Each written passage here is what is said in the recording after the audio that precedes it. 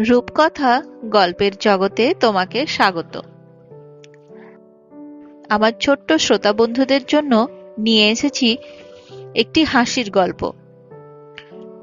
সুখলতা রাওয়ের লেখা সোনার হাঁস।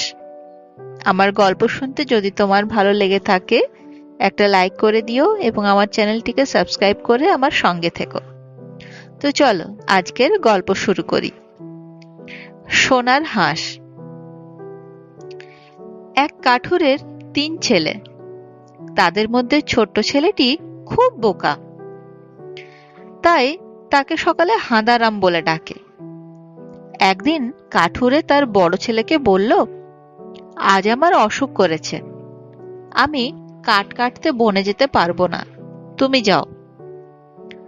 তা শুনে কাঠুরের বড় ছেলে কাঠ কাটতে বনে চলল। তার মা তার সঙ্গে রুটি আর দুধ দিয়ে বলে দিল, বন তো ঢের দূরে, সেখানে গিয়ে তোমার বড্ড খিদে পাবে, তখন এই রুটি আর দুধ খেও। বনের ধারে এক বুড়ো বসেছিল। সে কাঠুরের ছেলেকে দেখে বলল, আমার বড্ড খিদে পেয়েছে, আমাকে কিছু খেতে দেবে?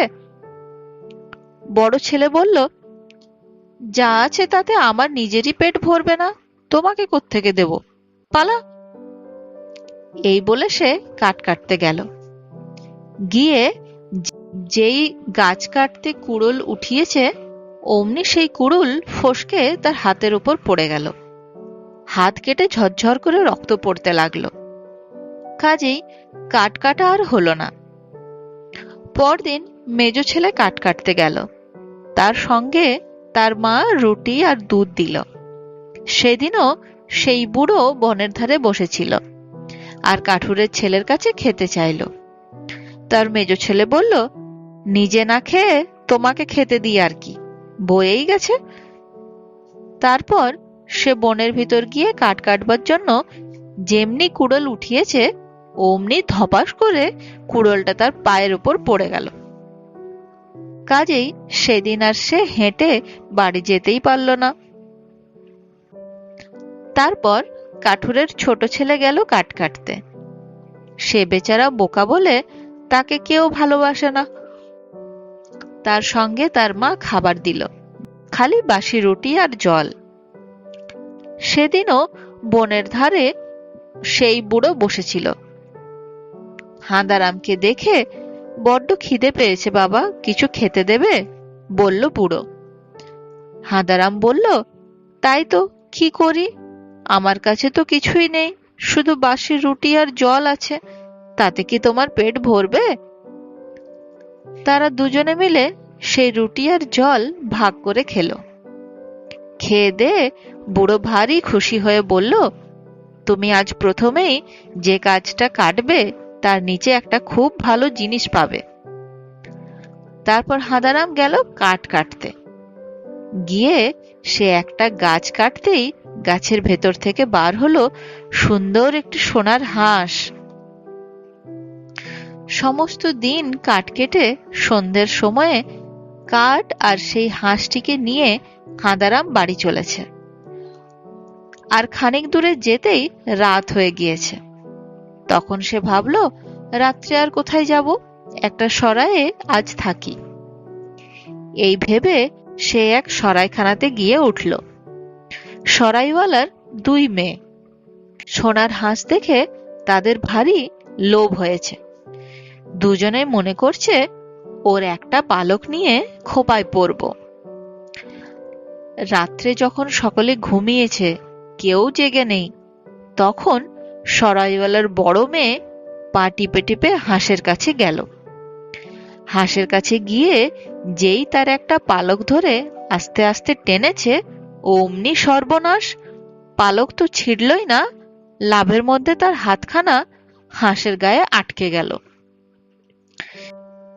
কিছুতেই সে হাত খুলতে পারল না।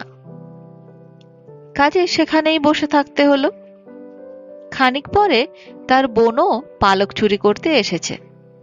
এসে দেখে তার দিদি হাঁস নিয়ে কি করছে। অমনি সে তার কাছে গিয়ে হাত ধরে বলল, বাহ, তুমি একলা নেবে নাকি? আমাকেও দাও বলে।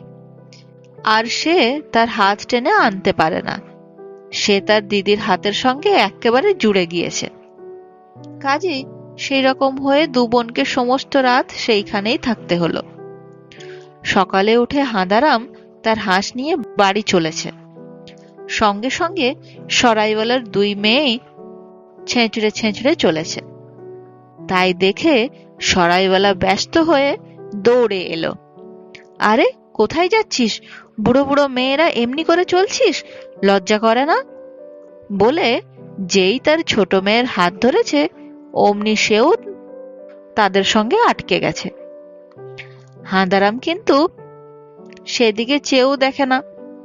সে তার হাঁস নিয়ে আর হাঁসের সঙ্গে তাদের তিনজনকে নিয়ে মনের সুখে বাড়ি চলেছে। সেইখান দিয়ে তখন এক গোয়ালা যাচ্ছিল। সে সরাইওয়ালাকে দেখে দৌড়ে এসে তার কাঁধে হাত দিয়ে বলল, কোথায় যাচ্ছ? গ্রাম ছেড়ে চলে যাচ্ছ নাকি? আমার দুধের দাম দিয়ে গেলে না। আর দুধের দাম? গোয়ালা তখন হাত নিয়েই ব্যস্ত। তার হাত সরাইওয়ালার কাঁধে আটকে হাঁদারামের সঙ্গে চলেছে। গোয়ালার যে গোয়ালিনী ছিল তার মেজাজ ভারী কড়া। সে ঘরের জানলা দিয়ে দেখল দুটি লোকের সঙ্গে দুটি মেয়ে যাচ্ছে। তাদের সঙ্গে সঙ্গে তার গোয়ালাও চলে যাচ্ছে। অমনি সে ঝাঁটা হাতে দৌড়ে বেরিয়ে এলো, কিন্তু কিছু না বলে একেবারে গিয়ে গোয়ালার পিঠে দিয়েছে ঝাঁটা বসিয়ে। আর অমনি গোয়ালার পিঠে ঝাঁটা, আর ঝাঁটায় গোয়ালিনীর হাত আটকে গিয়ে সেও হাঁদারামের সঙ্গে চলেছে। সে দেশের যে রাজা, তার মেয়ে কখনো হাসত না। তাই রাজা ঢোল পিটিয়ে দিয়েছিলেন, যে তার মেয়েকে হাসাতে পারবে সেই তাকে বিয়ে করবে। এই কথা শুনে হাঁদারাম তার হাঁস ঘাড়ে করে আর তার পেছনে সরাইওয়ালার বড় মেয়ে, তার ছোট মেয়ে, তার পেছনে সরাইওয়ালা, তার পেছনে গোয়ালা এবং ঝাঁটা হাতে গোয়ালিনীকে নিয়ে একেবারে রাজসভায় গিয়ে উপস্থিত হলো। তাদের এই চমৎকার তামাশা দেখে সকলে, রাজামশাই নিজেও, রানী আর তার সখীরা সকলে একেবারে মাটিতে লুটিপুটি করে হাসতে লাগলেন।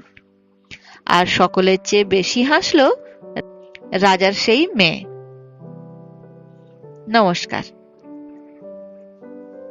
আমার গল্প যদি তোমার ভালো লেগে থাকে লাইক করে দিও এবং তোমার বন্ধুদের সঙ্গে আমার এই গল্প শেয়ার করো। ধন্যবাদ।